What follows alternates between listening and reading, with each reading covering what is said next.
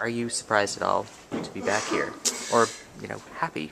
Um, yeah. I mean, yes. The answer is yes to both of those. Incredibly blessed. Incredibly blessed to still have a job and still be working with people that I really love to work with, cast and crew and everybody. And Warner Brothers is a really fun studio to drive around in your little golf cart and see everybody else, all the other shows. I mean, it's a really incredible experience.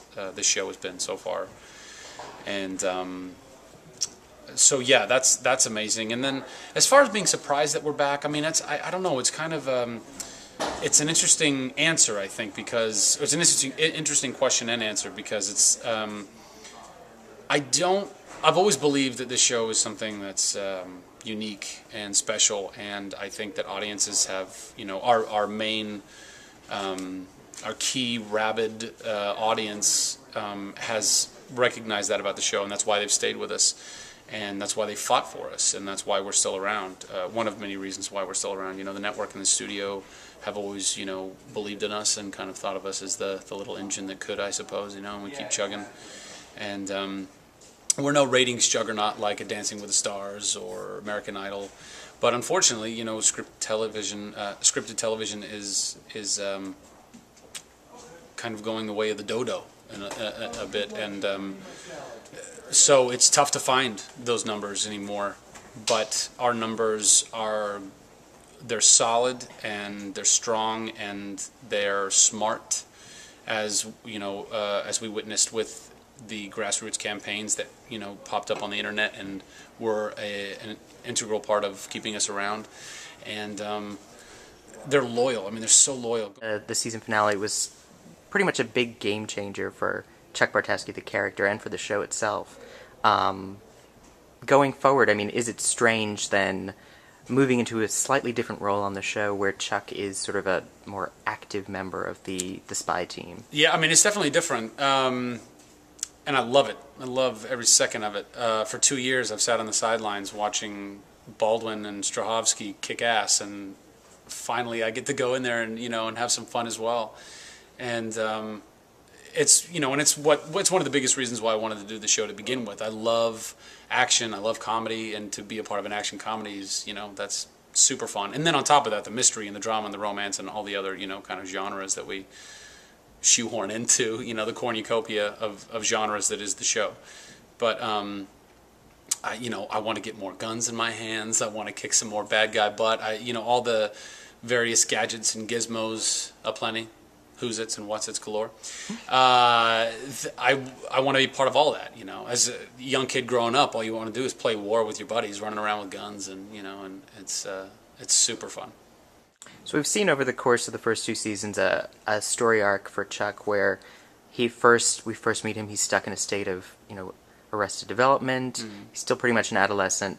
Last year we saw him, really come into adulthood, deal with his parental issues mm-hmm. in a way that we hadn't before, and really become a mature adult, or as much as Chuck Bartaski can right now. Do we see that story arc continue in the 3rd season? I hope so, yeah. I think so. I mean, I know that that's what I'm trying to bring more to the character.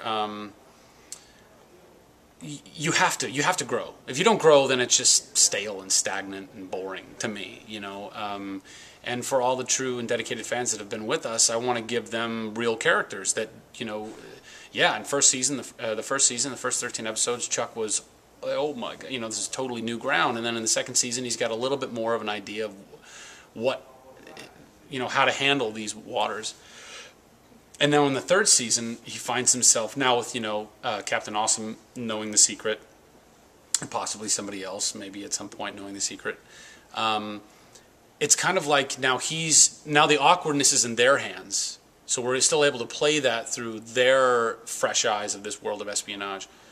And he is becoming their handler of sorts, you know what I mean? So he's growing in a lot of ways and learning how to use this new intersect and, the kind of tricky balance that is. And so I think so. I think that you also, you need to see it kind of change him for better and for worse. I mean, he's not quite so happy-go-lucky things are serious, and he knows that the role that he has in life now with this new intersect and being kind of trained to be a real spy it's serious stuff. But he still has a huge heart for his family and friends, and wants to still maintain that and try to have a normal life, even though it's completely abnormal. And then if you could have the writers take Chuck anywhere, no matter how crazy, I mean, where would you like to see them take the character? Physically, or well, because I'd love to go to the Maldives. Physically, but I mean emotionally.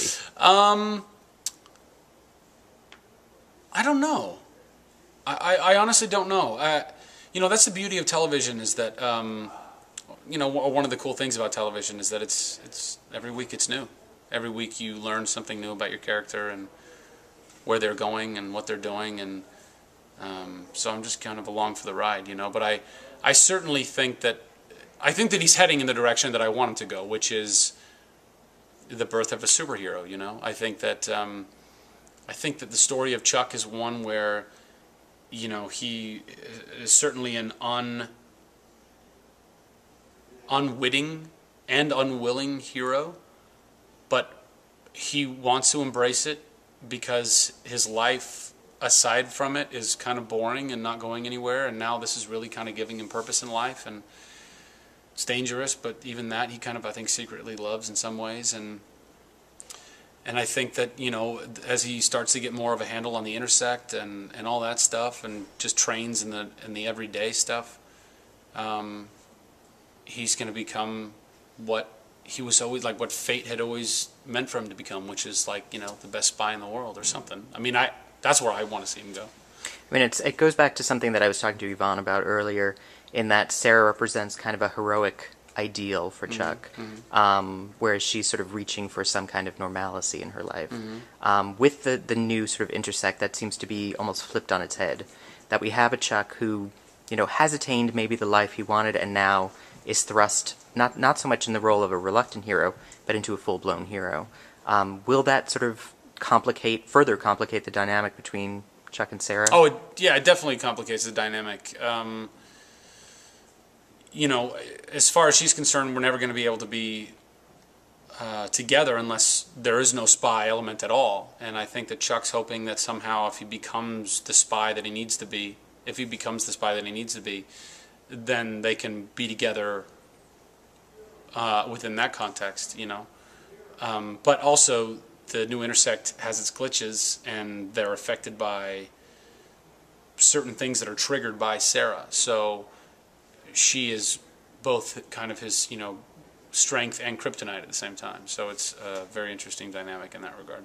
So she's like red kryptonite. She's like a red kryptonite, yeah. And then what little tease can you give us for season 3?